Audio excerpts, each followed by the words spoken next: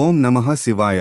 హిందూ ధర్మంలో పరమేశ్వరుని అత్యంత పవిత్రమైన క్షేత్రాలుగా భావించబడేవి ద్వాదశ జ్యోతిర్లింగాలు. జ్యోతి అంటే దివ్యమైన కాంతి, లింగం అంటే శివస్వరూపం, అంటే స్వయంగా పరమశివుడు అనంతమైన జ్యోతి రూపంలో వెలిసిన ప్రదేశాలనే జ్యోతిర్లింగాలు అంటారు. ఈ రోజు మనం శివుని 12 జ్యోతిర్లింగాల గురించి పూర్తి వివరంగా తెలుసుకుందాం. జ్యోతిర్లింగాల ఆవిర్భావం. ఒకసారి బ్రహ్మదేవుడు మరియు మహావిష్ణువు తమలో ఎవరు గొప్పవారు అనే విషయంపై వాదించుకున్నారు. ఆ సమయంలో పరమశివుడు అనంతమైన అగ్నిస్తంభంగా ప్రత్యక్షమయ్యాడు. ఆ జ్యోతి స్తంభానికి ఆది అంతం కనుగొనమని ఇద్దరికీ చెప్పాడు. విష్ణువు వరాహరూపంలో క్రిందికి వెళ్లాడు. బ్రహ్మదేవుడు హంసరూపంలో పైకి వెళ్లాడు. కాని ఎవరికీ ఆ జ్యోతికి ఆది అంతం కనిపించలేదు. అప్పుడు ఇద్దరూ శివుని పరమాత్మగా అంగీకరించారు. ఆ అనంత జ్యోతి స్వరూపానికి ప్రతీకలే జ్యోతిర్లింగాలు. 1. సోమనాథ జ్యోతిర్లింగం గుజరాత్ రాష్ట్రంలోని ప్రభాస్ పటంలో ఉంది. ఇది భారతదేశపు మొదటి జ్యోతిర్లింగంగా భావించబడుతుంది. చంద్రుడు శాప విమోచనం పొందిన ప్రదేశమని పురాణాలు చెబుతున్నాయి. 2. మల్లికార్జున జ్యోతిర్లింగం ఆంధ్రప్రదేశ్లోని శ్రీశైలంలో ఉంది. ఇది తెలుగు రాష్ట్రాలకు అత్యంత పవిత్రమైన శైవక్షేత్రం.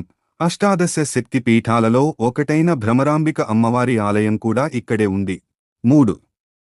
మహాకాళేశ్వర్ మధ్యప్రదేశ్లోని ఉజ్జయినిలో ఉంది. ఇది దక్షిణాభిముఖంగా ఉన్న ఏకైక జ్యోతిర్లింగం. ఇక్కడ జరిగే భస్మారతి ప్రపంచ ప్రసిద్ధి. 4. ఓంకారేశ్వర్ నర్మదా నదీ తీరంలో ఉన్న పవిత్ర క్షేత్రం. ఓం ఆకారంలో ఉన్న ద్వీపంలో ఈ ఆలయం ఉంది. 5. కేదారనాథ్ హిమాలయ పర్వతాల్లో ఉన్న అత్యంత పవిత్రమైన శివాలయం. చార్ ధామ్ యాత్రలో భాగంగా పరిగణిస్తారు. 6. భీమశంకర్ మహారాష్ట్రలో ఉంది. భీమాసురుడిని సంహరించిన తర్వాత శివుడు ఇక్కడ వెలిసినట్లు పురాణాలు చెబుతాయి. 7. కాశీ విశ్వనాథ్ ఉత్తరప్రదేశ్లోని వారణాసిలో ఉంది. కాశీ నగరం శివుని ప్రియమైన క్షేత్రంగా భావించబడుతుంది. ఇక్కడ మరణిస్తే మోక్షం లభిస్తుందని విశ్వాసం. 8. త్ర్యంబకేశ్వర్ నాసిక్ సమీపంలో ఉంది. పవిత్ర గోదావరి నది ఇక్కడే ఉద్భవిస్తుంది. 9. వైద్యనాథ్ జార్ఖండ్ రాష్ట్రంలోని దేవఘర్లో ఉంది. రావణుడు శివుని ఆరాధించిన క్షేత్రంగా ప్రసిద్ధి. 10. నాగేశ్వర్ గుజరాత్లో ద్వారక సమీపంలో ఉంది. నాగరాజుల రక్షణకు ప్రతీకగా భావిస్తారు. 11. రామేశ్వరం తమిళనాడులో ఉంది.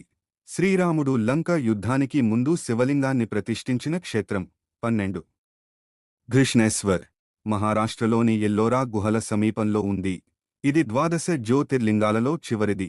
జ్యోతిర్లింగ యాత్ర ప్రాముఖ్యత.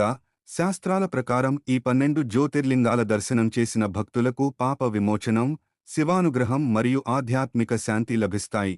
జ్యోతిర్లింగాలు కేవలం ఆలయాలు మాత్రమే కాదు, అవి శివుని అనంత జ్యోతి స్వరూపానికి ప్రతీకలు. ముగింపు. ద్వాదశ జ్యోతిర్లింగాలు భారతదేశ ఆధ్యాత్మిక సంపదకు ప్రతీకలు. ప్రతి జ్యోతిర్లింగం వెనుక ఒక విశేషమైన చరిత్ర, పురాణం మరియు భక్తి కథ ఉంది. మీరు ఏ జ్యోతిర్లింగాన్ని దర్శించారు? కామెంట్లో తెలియజేయండి.